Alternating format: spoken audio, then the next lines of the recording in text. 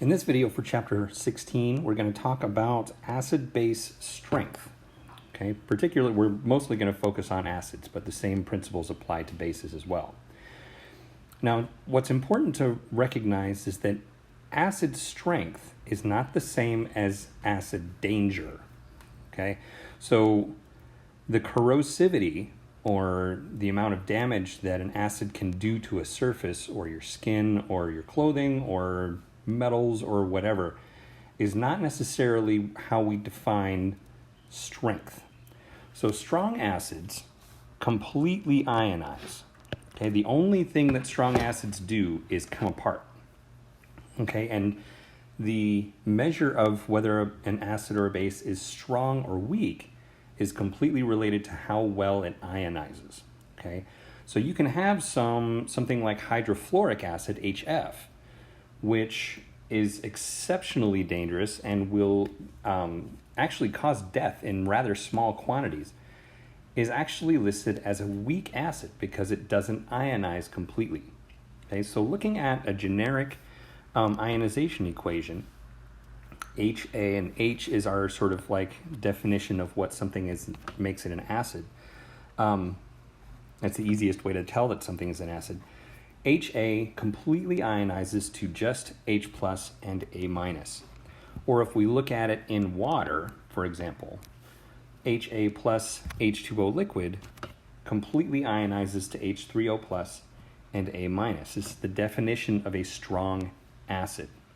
And we have a list of strong acids and strong bases, and you do want to know these, okay? Even if you just have a list nearby that you can refer to, you need to know which acids are designated as strong so that you can determine whether something's strong or weak, because that will differentiate how you treat various acids in the problems that you'll face. Strong acids are dealt with differently than weak acids. So strong acids are most of the halogens. Notice that HF is not on that list. Okay? Just because it's at the top corner in the same column as these other strong acids, HF is a weak acid. Okay? So HCl, HBr, HI, chloric acid, perchloric acid, nitric acid, and sulfuric acid. Okay, another one that is commonly mistaken for this list is phosphoric acid. Phosphoric acid is also a weak acid because it doesn't ionize completely. Okay, all of these ionize completely. All they do is come apart. Okay, strong bases, same thing. So all the group 1 hydroxides, so lithium, sodium, potassium hydroxides, everything in group 1 that's a hydroxide is a strong base. And then the heavy group 2 hydroxides, so calcium, strontium, and barium hydroxides, are all considered strong bases. They do the same thing. They ionize completely.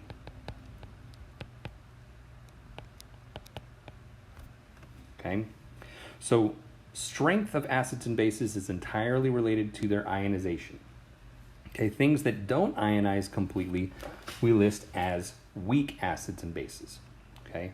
So there's also a numerical basis to this, and it's related to equilibrium constants, right? So ionization constants, equilibrium constants.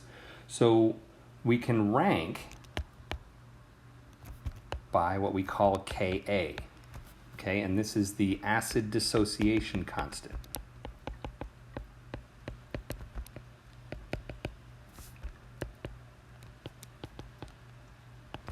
Okay, and we can also use pKa, because all that does is it means that we take the negative log of Ka.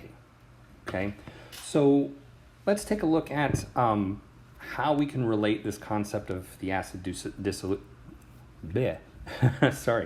dissociation constant to what we know about these types of constants. So let's look at a reaction. So if I have some acetic acid in water, H2O liquid, will be in equilibrium with acetate ion and hydronium ion. Okay, so thinking back to the previous video where I talked about acid-base conjugate pairs and all that good stuff. So let's take and track this acetic acid to the other side of the equation. So if I look for that CH3COO, I'll find it right here. Right, so it's lost a proton, so that H that was on the end of the acetic acid formula is no longer there, so it's lost that. That makes it the acid. Okay, aside from the fact that we call it acetic acid, okay, that's a dead giveaway. If something's called an acid, it's going to be an acid. Don't mean to sound patronizing in that statement, but it's a dead giveaway. It's a pretty simple thing. So that's a place where your nomenclature knowledge can help you. Right, so acetic acid is our acid and it becomes the conjugate base. Right, so if the acetic acid is our acid, that means that water has to be our base. And what it becomes is the conjugate acid. Okay, so I can write an equation for this exactly the way we did in chapter 15. So I can write an equation for Ka just like I did before, right? So products over reactants.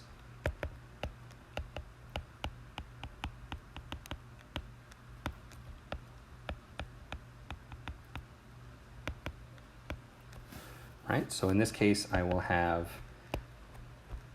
CH3COO minus, H3O plus over my acetic acid.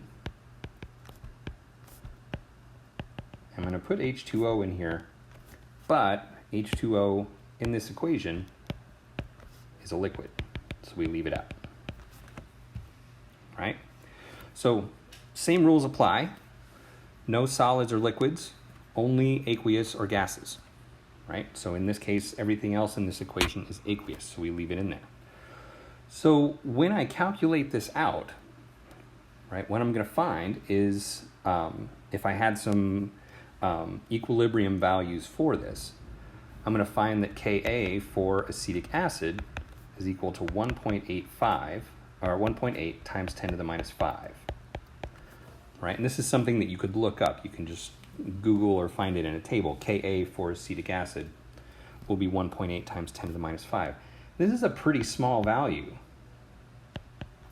right? And so what we know from evaluating the magnitude of K, if our K is fairly small, that means that the reverse reaction is favored, right?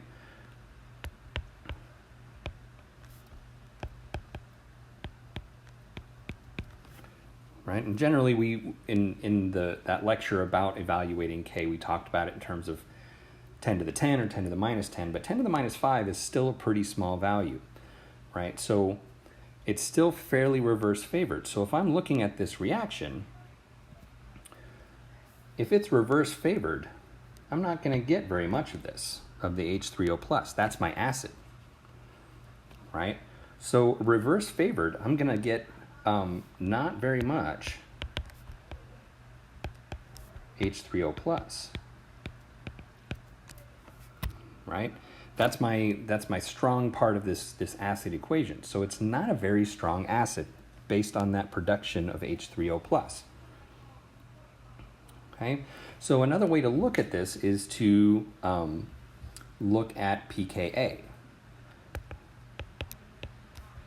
So I'm just going to, P means that I take the negative log of that thing. So negative log of 1.8 times 10 to the minus 5 gives me an integer value that's easier to relate to.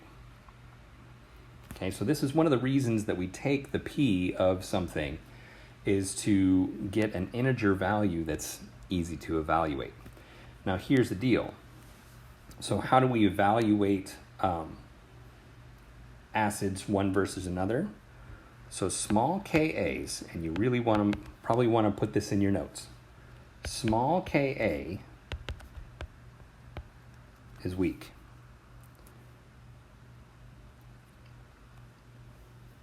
Small pKa, or excuse me, small Ka will result in a large pKa.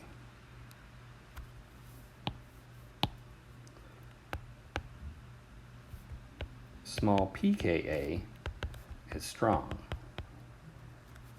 Okay, so they go opposite, right? So small Ka will be weak, which also is a big pKa. Right? Small pKa will be a large Ka. Okay, so in reference to our strong versus weak acid list, let's take a look at some comparisons. So I said that a small pKa is strong, right? So pKa for HF is 3.1. Right? So it's stronger than the acetic acid, which was 4.7. But the pKa for HCl is negative 6.3.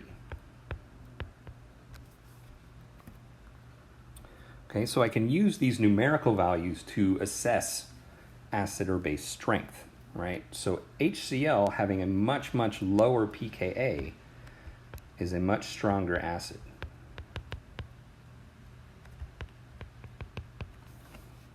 Okay, so being able to evaluate things based on Ka or pKa is sort of an essential skill in these chapters. Okay, so let's look at some more examples of weak acids. So we're talking about how weak acids ionize poorly.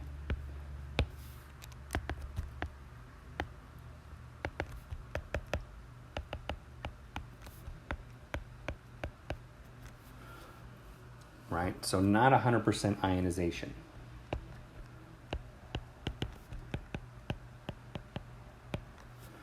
Right? 100% ionization, that's what strong acids and bases do. And you can usually tell whether you're dealing with a weak acid or base based on the sort of presentation of the ionization equation. You'll usually see that. Right? You'll usually see this as an equilibrium.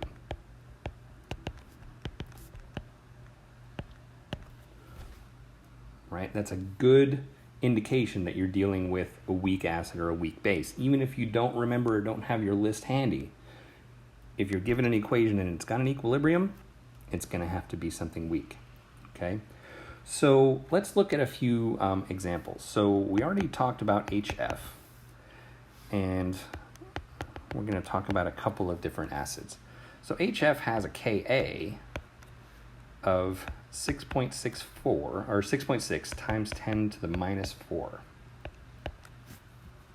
All right, and it's got a pKa based on that number of 3.18. Right? Acetic acid, we just talked about. We got 1.8 times 10 to the minus 5 and a pKa of 4.74.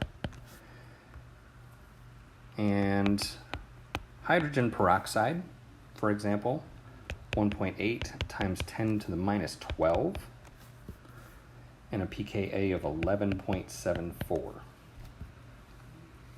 Okay, so looking at these, right, given these numbers, right, the smallest value for Ka is the weakest, and the largest value for pKa is the weakest.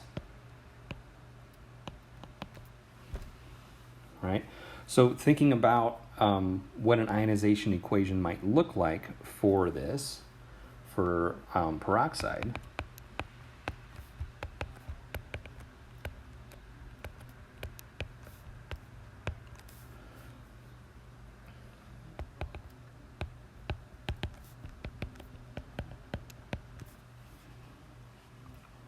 right? If we have a value of 10 to the minus 12, This means that the reverse reaction is all that happens, pretty much.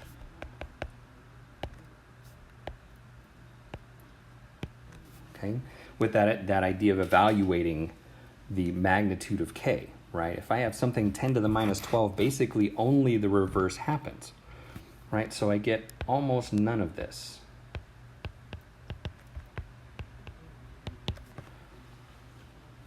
Okay, we make a practically immeasurable amount of H3O+. Okay, so if I'm not making any H3O+, I'm not really having any acid effect whatsoever. Right? So that means that this is a very, very weak acid. All right? And in the interest of keeping videos nice and short, I'm going to leave this here, and we'll pick up on the next video with talking about how pKa, pH, all of that relates to water.